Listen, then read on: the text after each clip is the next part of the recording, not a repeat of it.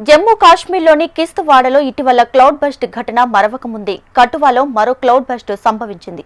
ఆకస్మిక వరదల కారణంగా 7గురు ప్రాణాలు కోల్పోయారు, 6గురు గాయపడ్డారు. రాత్రి వేళ రాజ్బాగ్లోని జోడ్ ఘాటీ గ్రామంలో క్లౌడ్ బస్ట్ సంభవించినట్లు అధికారులు తెలిపారు. వరదల ధాటికి సమీపంలోని రైల్వే ట్రాక్లు, జాతీయ రహదారి దెబ్బతిన్నట్లు చెప్పారు.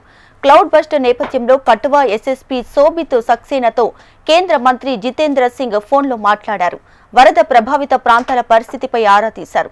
సహాయ చర్యల్లో కేంద్ర బలగాలు, స్థానిక అధికారులు నిమగ్నమైనట్లు ఎక్స్ మాధ్యమంలో పోస్ట్ చేశారు.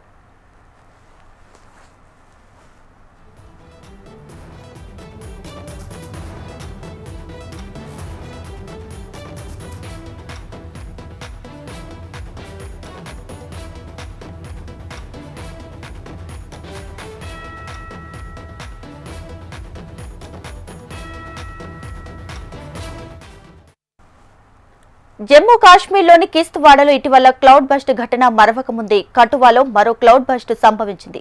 ఆకస్మిక వరదల కారణంగా 7గురు ప్రాణాలు కోల్పోయారు, 6గురు గాయపడ్డారు. రాత్రి వేళ రాజ్బాగ్లోని జోడ్ ఘాటీ గ్రామంలో క్లౌడ్ బస్ట్ సంభవించినట్లు అధికారులు తెలిపారు. వరదల ధాటికి సమీపంలోని రైల్వే ట్రాక్లు, జాతీయ రహదారి దెబ్బతిన్నట్లు చెప్పారు. క్లౌడ్ బస్ట్ నేపథ్యంలో కటువా ఎస్ఎస్పీ శోభిత్ సక్సేనాతో కేంద్ర మంత్రి జితేంద్ర సింగ్ ఫోన్లో మాట్లాడారు.